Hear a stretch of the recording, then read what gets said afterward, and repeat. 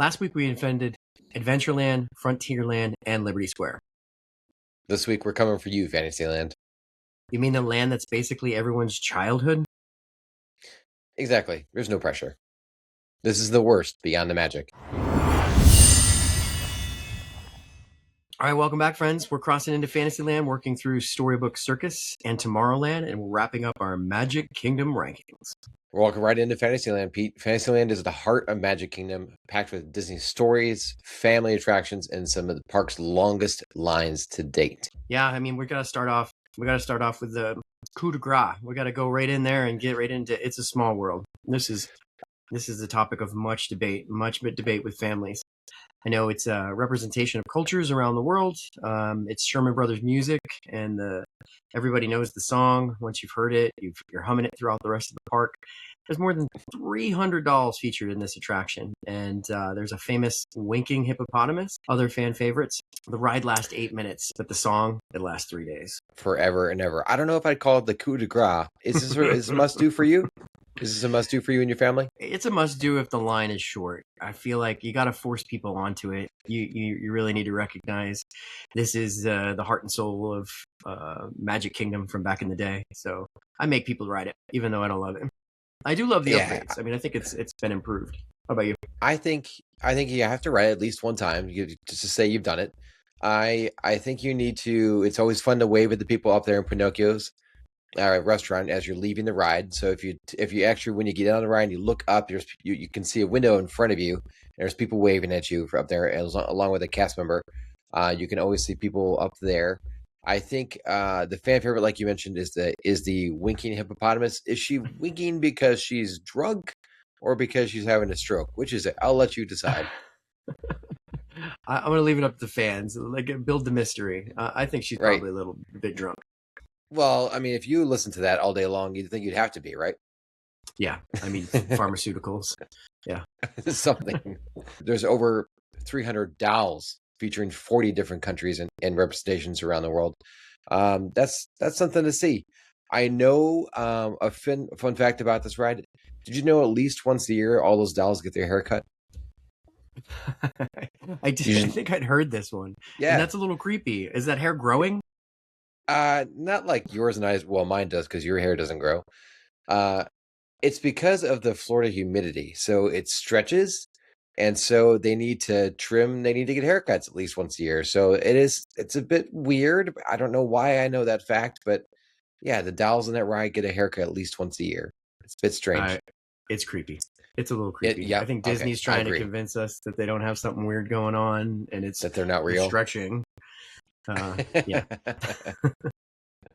All right. I think we've talked enough about it. Let's go on to your favorite, Pete. What's next? All right, man. In line. I'm taking this one away from you as the original Lost Boy at heart, and still trying to remain Peter Pan to my core.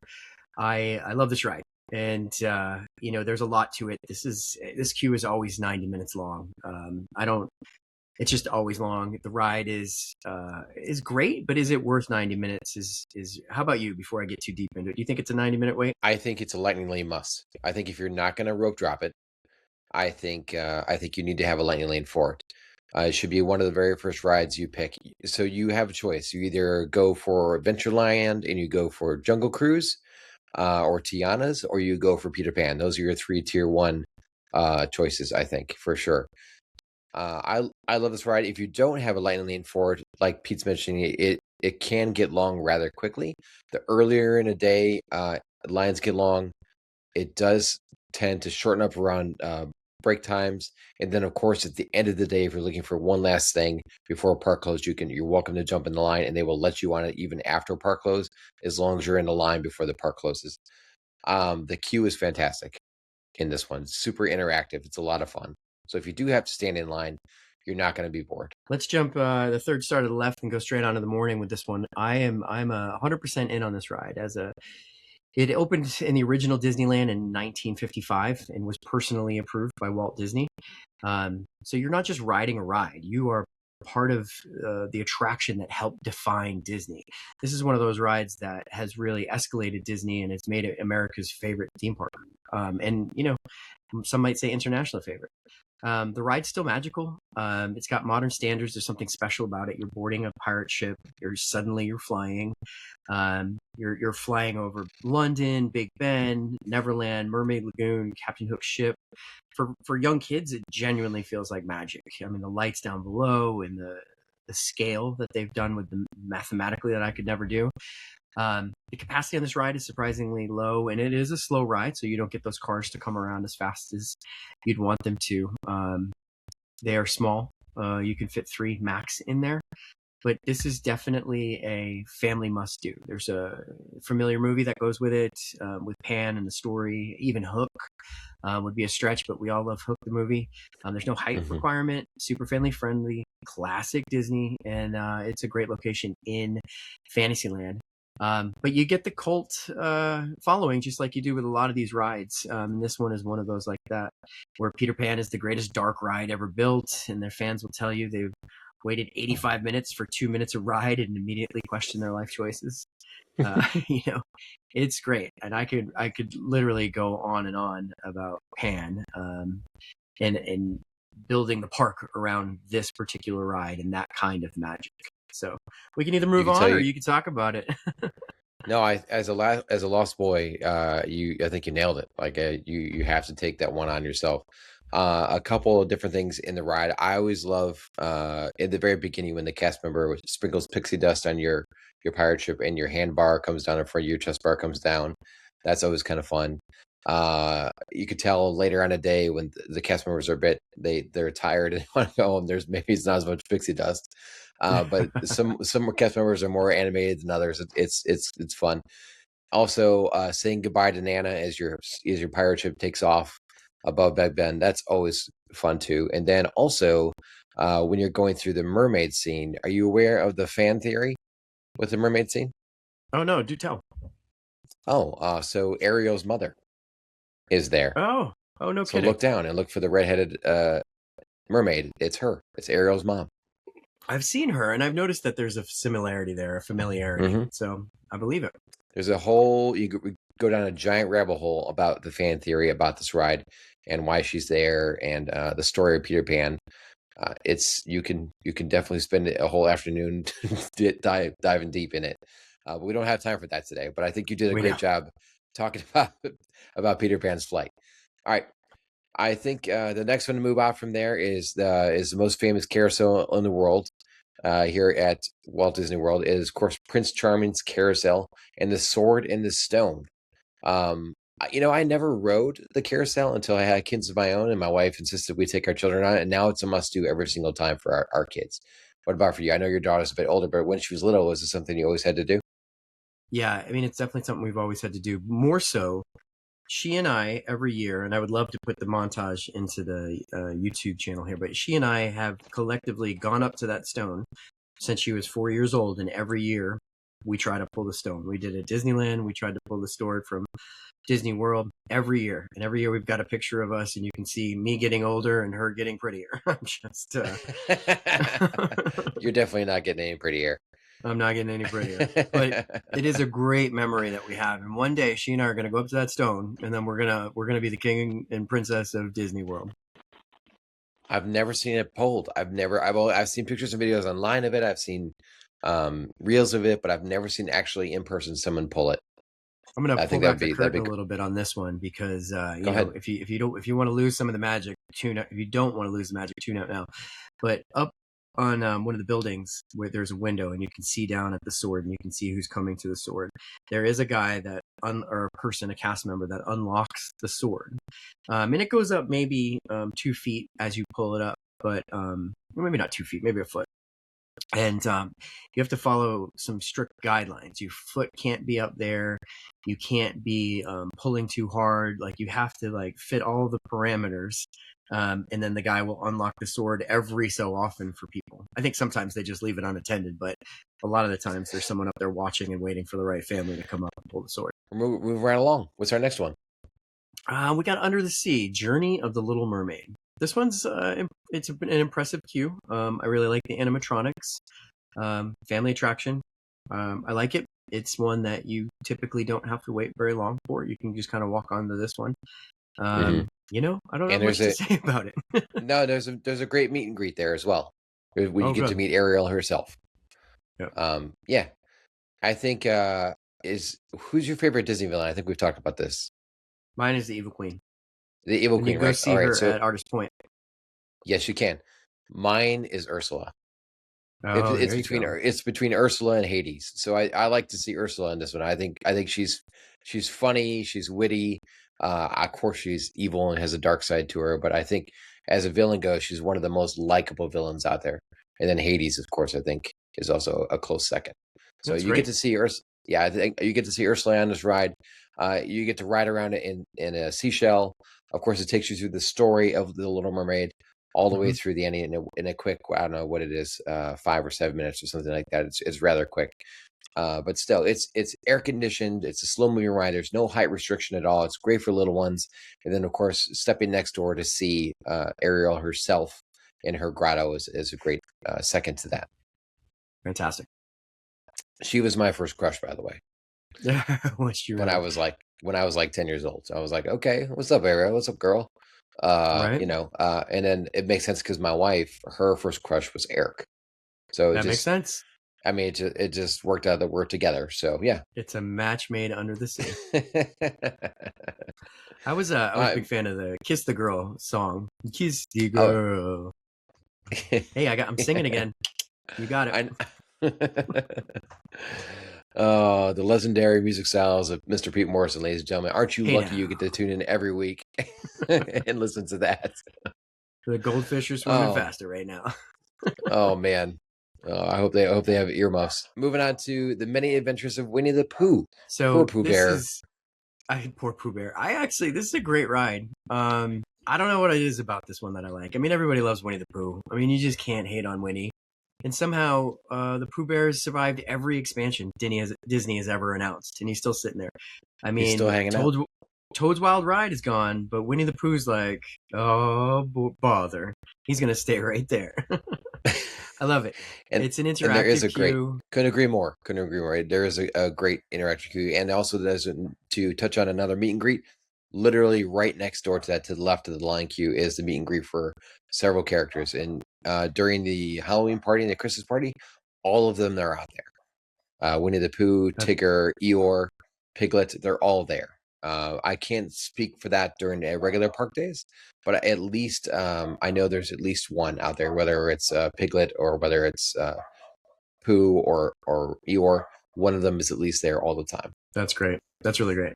And that queue is super good. You mentioned Mr. Toad's Wild Ride. Do you know that Mr. Toad is in Winnie the Pooh ride? Have you seen him? That doesn't surprise me, but remind me. No, he's there. It's a great Easter egg.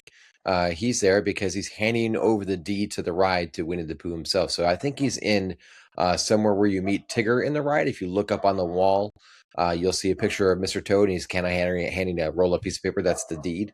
It's just a hidden Easter egg in the ride because, what, like Pete mentioned, Mr. Toad's Wild Ride used to be there before Winnie the Pooh took it over. So they're paying homage to the original ride on what's there currently. That's Classic great. Disney thing to do.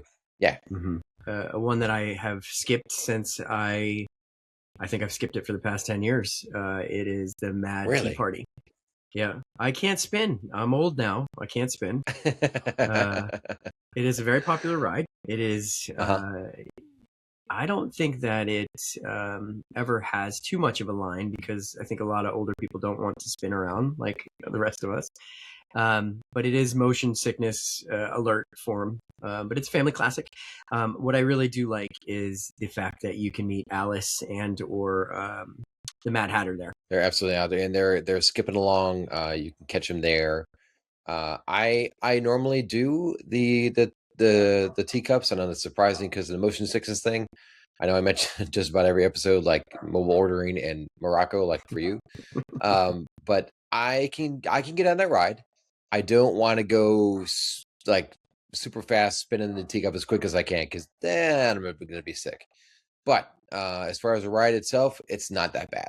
It's not that bad. It doesn't spin you that bad. But if you want to add a little bit extra to it, you certainly get the opportunity to do it. And I think it's more fun at nighttime. It's prettier at nighttime. It's very cool. It's a must do. I think it's a must do every trip, maybe. but you got to find the right time for it. I think so too. If you don't have individual lightning lane for it, I think like Pete's saying, you have to have the right time for it. Again, at the end of the night or during the fireworks, during parade times, if you don't want to hang out for those are all great times to get in that queue. And then the queue itself is really cute. It's very interactive, just like Winnie the Pooh, and just like Peter Pan. It's they keep you busy while you're standing in line doing switchbacks inside. And again, most of the queue is inside as well. So if it's super hot day outside, you're going to get in and out of that heat also. Very nice bonus. I think they did a great job on it. I like it. I like a roller coaster a lot. It's not super fast. It's just it's very smooth. It's just a good time. I don't know how to explain it any more than that. But I think it's a good beginner to moderate roller coaster for Disney itself. The only thing we got left in Fantasyland is Be Our Guest. I know it's a restaurant, but still makes it for an attraction because it is a castle. There are some interactions in there. We get to see Beast, you get to see Belle. You go to the back room, you can see the flower petals falling off of the Beast's flower. It's a great experience. The food and atmosphere, I personally don't know that it's great. I think it's a little overrated. What about you, Jamie? I think I agree with you. So the atmosphere is better than the food in this one, folks. I think it's a one and done dining reservation, especially if you have littles that love the story of Beauty and the Beast. This is not a character dining. This is not. I think a lot of people are confused by that. However, to say that the Beast himself does come walking through each room. So, like Pete mentioned, you have the West Wing, which is my favorite place to be. To eat in, and then you have my favorite place. My favorite place to be is the West Wing. Like you said, the storm is happening. You can see the rose itself with the petals slowly falling off. It's scary and spooky in there, and the food is just okay. You're paying for the atmosphere in this one. You have the ballroom and you have the library. Those are the three sections of this restaurant. I think, again, for my money, it's the West Wing every single time. It's so cool. It's so immersive. And again, the Beast himself does come through. He doesn't come around to each table, but he does pop in the room and wave and say hi to everybody, and then moves on to another section of the restaurant. So it's not technically a character dining, but he does show up there to say hi. It's his house after all. As a travel agent, I've definitely heard a lot of people complain that I paid for character dining and Beast didn't come to our table. And to Jamie's point, he doesn't come to every table. It's not character dining. He just comes and walks through his castle. That's right. He's just checking that out. All right, folks. So we're wrapping up Fantasyland rankings here. Peter Pan's Flight is a great ride, but it's absolutely not worth its average wait time. That's Disney nostalgia heresy. The Flight Over London alone earns the hype. Not 90 minutes of hype, Pete. For some guests, that's the entire Magic Kingdom. They get to go there. They took one ride, and it's going to be Peter Pan's Flight, and we're done for the day. Sometimes that's just how it is. One. Yeah, sometimes. Sometimes that's how it is, especially with little ones. You never know when they're going to melt down, and it might just be then. Just go with it. Don't fight it. We've got castles, pirates, princesses, and flying ships, and we head to the edge of Fantasyland, where Storybook changes over to bright circus tents and kid-sized thrills. Now, I know you have a special place. I have a special place. Why do you like Storybook Circus? It's just it's a part of the park because when you have the little ones, when they're of that age, they just get the opportunity just to explore and go nuts. Yeah, I think you're right. It's a great stop. You know, when they first built it and we went there, we found the water portion of it. So there's a looks like a circus. They've got a circus cart out there with some animals, and the water kind of sprays from the things. And Mia, quickly dressed down into her shorts and t-shirt, and she was able to like splash through. You know, this is like 7 or 8 years old, so she didn't mind running through, getting wet. And I just sat there and watched. We had a great time relaxing, and she ran through that. It's a good middle of the day when it's hot, burn off some energy for the kids and cool off with like a splash pad kind of thing. So it's a really neat little addition to that. So that and Barnstormer, it's a short roller coaster, but like you said with Seven Dwarves, it's one of those entry level roller coasters. I think for that initial thrill ride for the kids, I think it's a really good one. I think so too. With Barnstormer, if it's not super busy, they will just let you sit on a thing for as long as you like. I think I rode it one time at some point, like 6 times in a row, because there was really no line and there weren't enough people to fill carts. So the customer was like, "If you want to stay on and go another again, just stay in your seat." And then we rode it 6 times. That ride, I think, is a whole 30 seconds long. It's insanely fast. The ride ends before you've finished sitting down. It's that quick. That's great. All right, let's move on from circus acts. Leave the big top behind, and let's go to a land that's been imagining tomorrow for decades. Tomorrowland is a fantasy, a mix of retro futurism and attractions, and somehow never stops inspiring arguments. Of course, the go-to ride in this one is look no further than the very popular brand new Tron Light Cycle Run. Did you ever see any of the Tron movies? Did you see the original one? I did see the original. I haven't seen the new one yet. I haven't seen the new one either. Yeah, I haven't seen it. I don't know the Tron story very well. As far as roller coaster goes, it's awesome. It goes from 0 to 60 in I don't even know how many seconds. It is quick. Plus, you get to sit in the thing like you're riding a motorcycle. So that's a cool aspect of it as well. I think Pete and I will both agree that this ride is way better at nighttime, way better because of the lighting effects, the way how the canopy lights up itself is so much better at nighttime than it is during the day. The ride doesn't change per se, but the atmosphere changes at nighttime. I think it's much better. If you could save that lightning lane for later on in the day after the sun goes down, I think that's worth it for sure on this one. I think when you're in the dark, you're more like the movie premises you're in a video game, and it does feel more like you're in the video game at night. The only problem I have with this ride, the worst part of it is it's just too short. I think it should have been 2 laps. I think it's a great ride. I think it's fantastic. I think you got to do it. I personally just spent the money for when we go next week so we can ride Tron, but I wish it was 2 laps. Oh yeah, it's way too short. It lasts a whole like 62 seconds or something like that. But like Pete's saying, I wish they would make it go around a second time. You'd still run a million people through it for sure.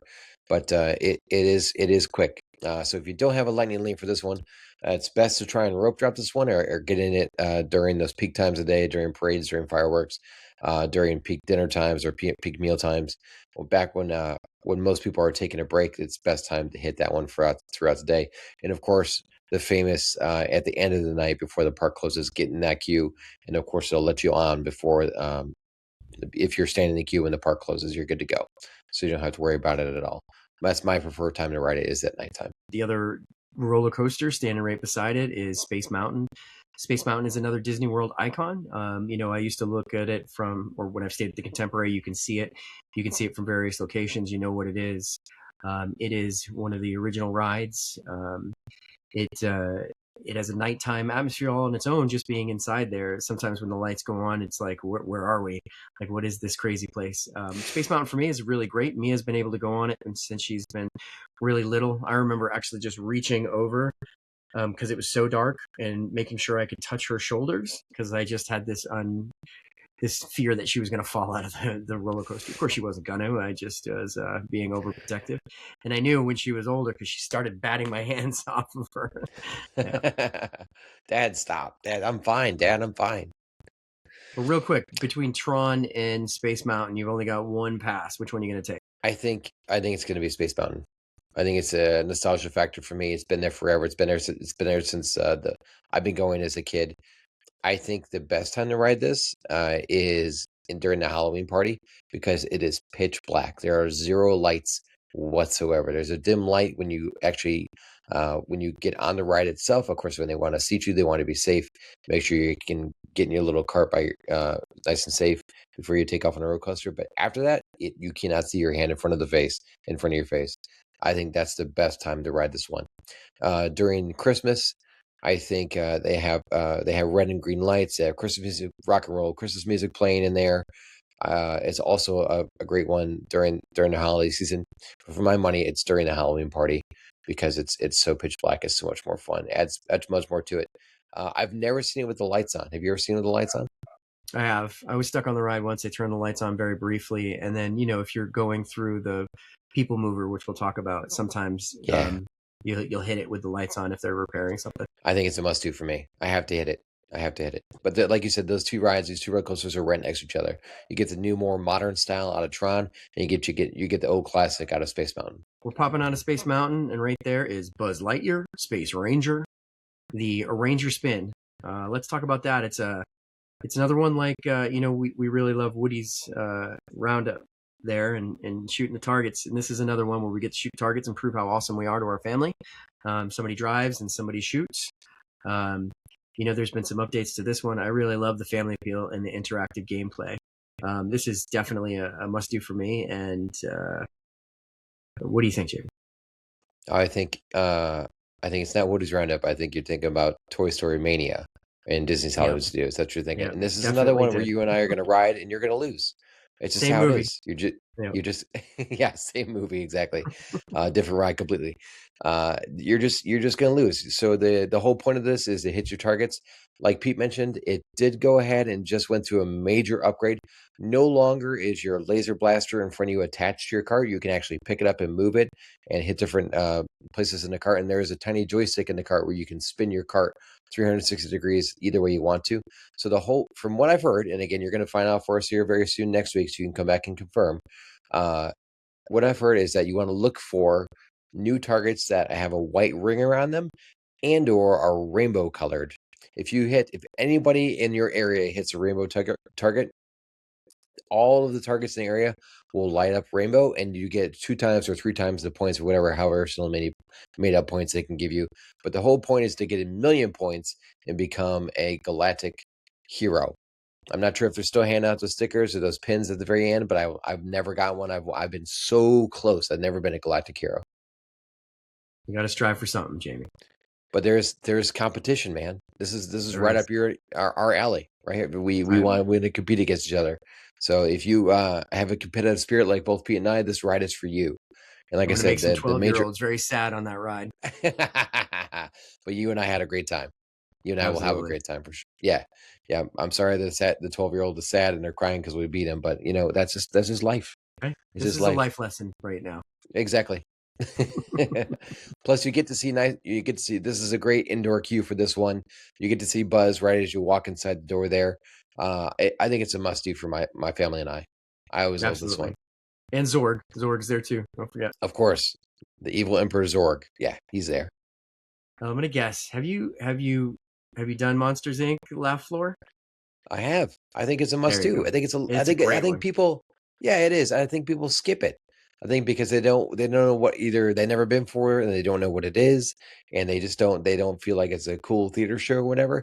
You got get in there and sit down, enjoy that AC, and just enjoy the show. It's a blast. They have a great time. And what makes it so fun?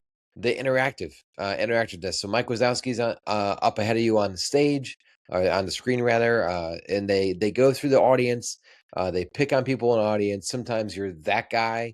Have you ever been that guy before? I have been that guy. They caught me I dancing have. once. I believe it. I believe Yep. that doesn't surprise me at all. It's and they keep the reoccurring joke going throughout the entire show. I'm not sure how long it is exactly, but I think it's worth it. It's so cute. It's so much fun. There's you don't really need a lightning lane for it at all. It's more or less a walk up into the auditorium and they fill seats as they open. Once one show's done, the door is open on the right and more people come in and they just go out the door in front of them when they're done. And it just constantly is ever changing. And I think it depends on your cast member. And I don't want to give away the secret too much, but they know who's in the crowd. They're looking at you. They want to see how interactive you're going to be. And the more fun you're having, then if you're dancing in your seat like Pete Morrison is, they're going to have a good time with you. And I think it's a must do for sure. The success of this attraction depends entirely on whether your audience is funny or not. Yeah.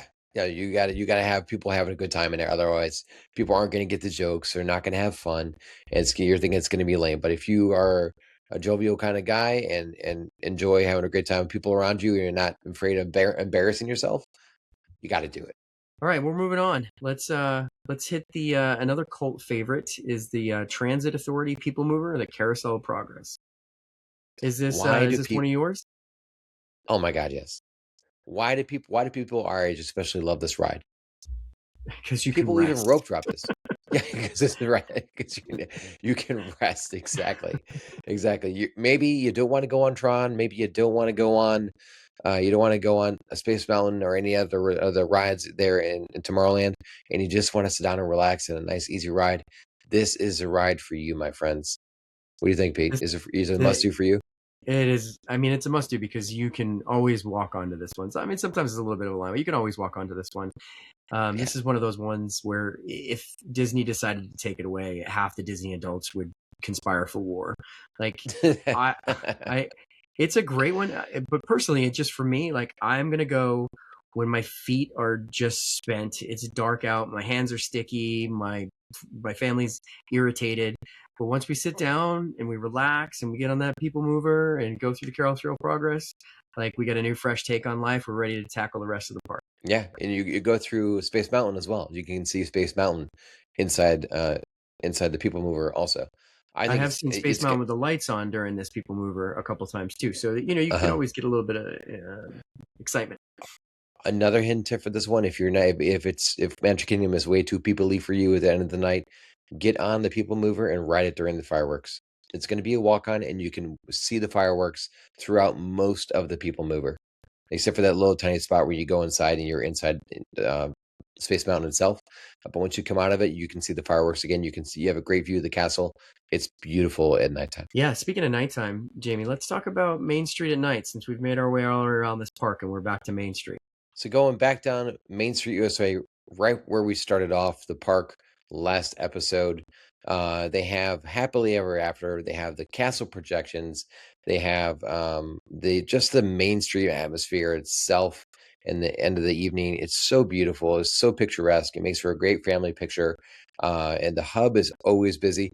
Something I always suggest, and I know you as a travel advisor as well, suggest I always, for people that don't want to be in the massive crowds at the end of the night, go to the dessert party. Do the dessert party because they set you off in a little private section of the hub itself there in front of Cinderella's castle. You get to enjoy some drinks, you get to enjoy some wonderful desserts, and you get your own private viewing of the castle. And you're not shoulder to shoulder with a million people out there in the hub. You're tucked back a little way. You're still in the hub, but you're not out there with the masses.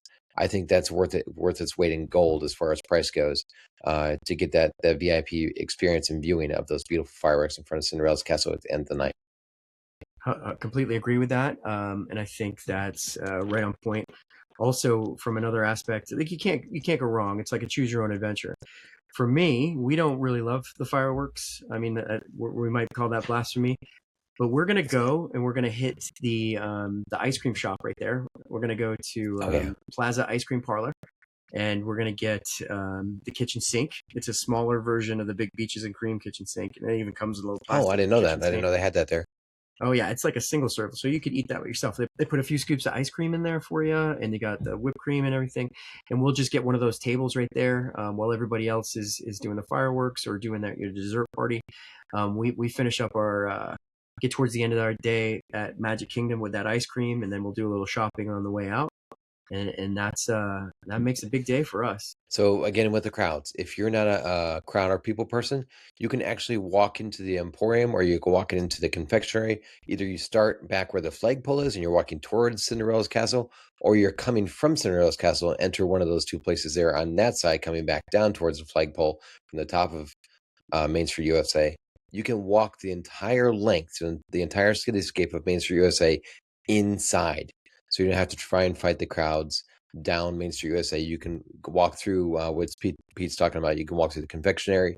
You can walk through the ice cream shop. You can walk through the Emporium, which is on the left or right side of the park, depending on which direction you're coming through. Right side if you're leaving, left side if you're entering. And you can walk all the way through, right down Main Street USA, right through every single storefront. Most people don't know that. Most people get caught up in the crowds trying to walk down Main Street USA, exit the park. Nope. Exit stage left, exit stage right. Get in one of those restaurants or one of those shops and walk the length of the street in the storefronts themselves. Plus, you might get some great merch in between. Might find Right? something that you have to have. It's all about the merch. All right, my friend, here we go. Well, we're gonna wrap it up. We're gonna talk about the best in all the park. Magic Kingdom is just great. Like you can't beat it. It does go right back to Walt's original dream, and it's got some of the best rides on the entire property. So what do we think? Let's each pick some. Best attraction in Magic Kingdom. Best attraction, Magic Kingdom. I think I'm gonna steal it from you. It's gonna be Peter Pan's flight. It is. It's I'm not with you. the crazy. It's not the craziest ride. It's not the most exciting ride, but the nostalgia factor for me. I know for you being a Lost Boy, you got the tattoos to prove it.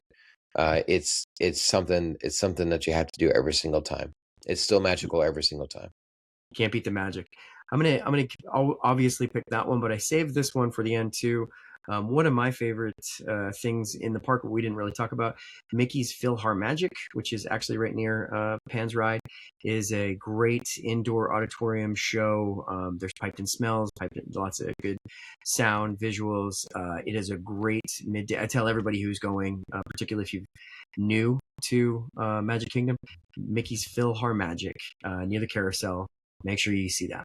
So that would be my favorite. All right, let's talk about overrated. What's the most overrated one here?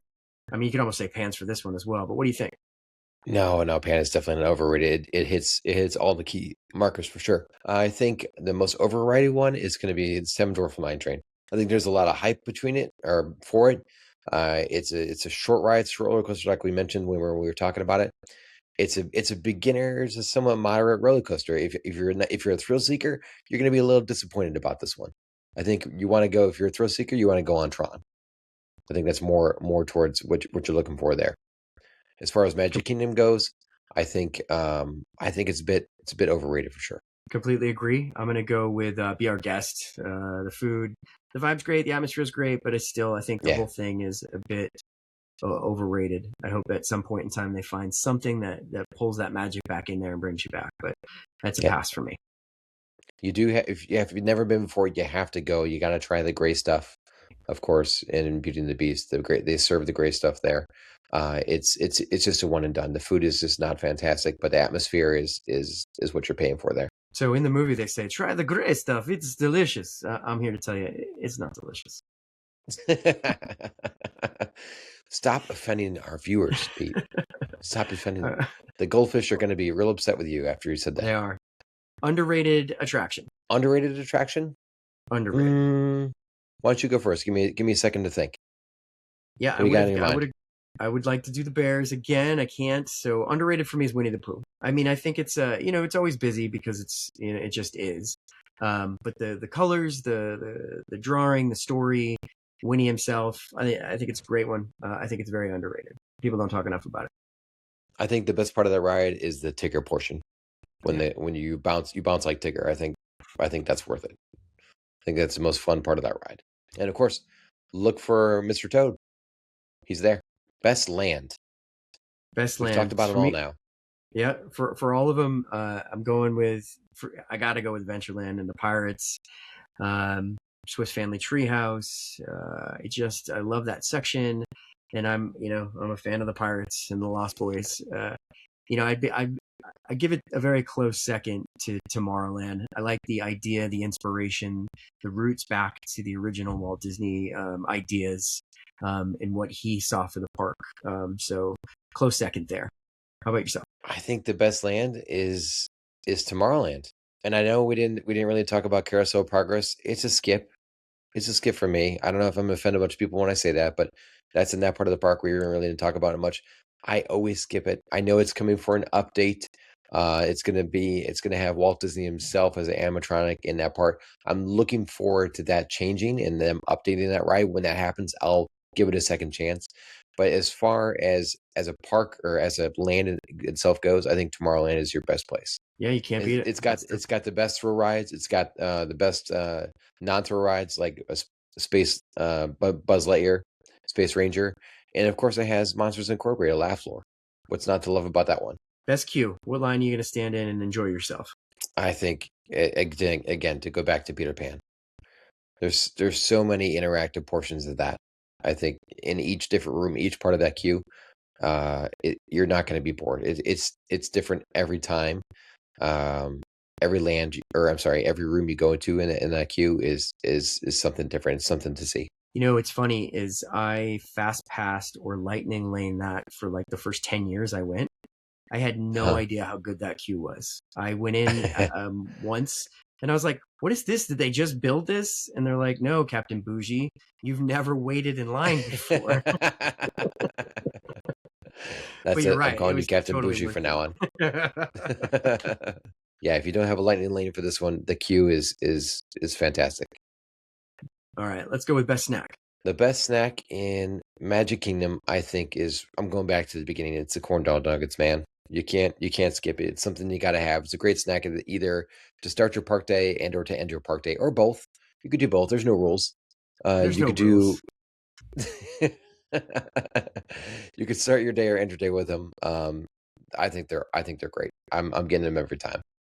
Yeah, it would have been Crown Supreme and Fast. I would have said it is at Friar Tuck's Nook behind the castle. They used to have a Uh-huh. chicken and waffle that was so good, and for some reason it got too Oh, popular, and they changed it. They made the chicken smaller. I don't know what they did to it, are you but it talking about Sleepy went Hollows? or Sleepy Hollows. Yeah, Sleepy Yeah, Hollows. Sleepy Hollows. Yeah. Yeah, right behind the castle, and it used to be amazing, but now it's for me. It's the bacon. I'm gonna go with the bacon, and you can't Oh, you can't sleep on the popcorn anywhere on Walt Disney property. I'm glad you brought up Sleepy Hollows because I think they still have it. I think the chicken and waffle they did take away, but I think they still have the large, freshly made waffle with Nutella. I mean, Yeah, come on. and fruit too if you And want then it. and fruit, yeah, fruit on top of the waffle was spread with drizzled with Nutella. I mean, come on. You can't go wrong with that at all. That's a good one too. Completely forgot about that one. That's more of a sweet than it is a savory snack. The last one is, and I think we've answered this a couple times because I think we're both going to have the same answer. But outside of the fireworks, what's the best nighttime experience? Oh, it's a nighttime parade. They just brought it back. They just Oh, brought it back. look at you. That's not what I thought you were going to say. I'm going with No, Tron. okay, okay. Oh, okay. No, Yeah, no. As but far yeah, as an tell us about attraction the goes, parade. That's great. Is that one of the fire breathing dragons? yes. She had a bit of an accident. I think it was maybe 2 years ago now, where she caught fire, and Oh, since she's been in that, I think they've either fixed it or they've taken her away completely. this I is why think I we don't can't think have nice she's a, things. yeah, yeah, fire and little children and praise. It just Probably doesn't don't mix mix. together. No. Yeah. But yeah, I think I think it's completely the nighttime parade has completely changed. There's a new name for it. Forgive me, I forget the name of it right now. But I think it's something you should see at the end of the night. They do run two parades. If you can stay for the later one, I think it's worth it to do the later one. The park clears out. And same goes for the Halloween party. Same goes for the Christmas party. There's different times for those parades. If you can stay for the later of the two, it's a better bet for you. You're going to get a better spot along the parade route. My favorite spot is to be right at the beginning of the main street, like right past the flagpole there, right past the initial circle, and then you can view the castle and you can view the projections down Main Street. But it's also a nice, easy, quick exit from that point if you're leaving the park directly after the parade is finished. So I think that's a good spot to queue up there. All right, my friends. I think we've wrapped up Magic Kingdom. This is an important one for us because this is where the heart and soul of it. This is where it all begins and ends. For me, anyway, is Magic Kingdom. While it's not always my favorite park, it always is what represents Walt Disney World to me. It's a park that people think about the most when they think of Walt Disney World. There's at least always one person who wants to know where Harry Potter Land is inside that park. It's not there, folks. It's It's not down there, I-4 at the competitor. But right? there's always at least one person who's walking around asking where can they find Harry Potter and Hagrid's. You're not going to find it there. You're going to find the boss. You're going to find the main man himself, the mouse, where it all began with a mouse. Is Mickey's there to greet everybody. All are welcome to this happy place, and I get goosebumps when I say that, because Nice. that's truly what it is. All right, I tell you what we're going to talk about next week, but because we're the worst, we don't even know. What if We they? don't know. And we're apologizing for last week. I know we said Tuesdays, but being a soldier and a firefighter, we tend to have a little bit of trouble with the schedule sometimes. We're going to try to stick to that Tuesday thing because it's important because we love our 49 listeners and two goldfish. Yeah, we like to be consistent. Thank you, 49 listeners and two goldfish. We are up to 97 downloads on our very first Epcot episode. I'm impressed. Like, I can't believe that 97 people actually downloaded that episode. But if you want to keep the story going with us, look us up on the socials. I am at the number 5_on_the_fly on Instagram and TikTok. And you can find us both on our Instagram handle of The Worst Beyond the Magic. And you can email us because we do love some fan mail, hate mail, any kind of mail at theworstbeyondthemagic@gmail.com. And for the 3 of you that did send us those emails, we're definitely going to put that into play as far as our next episodes go. We're going to talk about that sometime next week. You'll just have to tune in and find out which one we're going to answer first. I've got them framed on the wall. They're right, they're right there. Our very first emails. Pete Morrison, you're the worst, my friend. Jamie, you're the worst. Thanks for listening. This has been The Worst Beyond the Magic.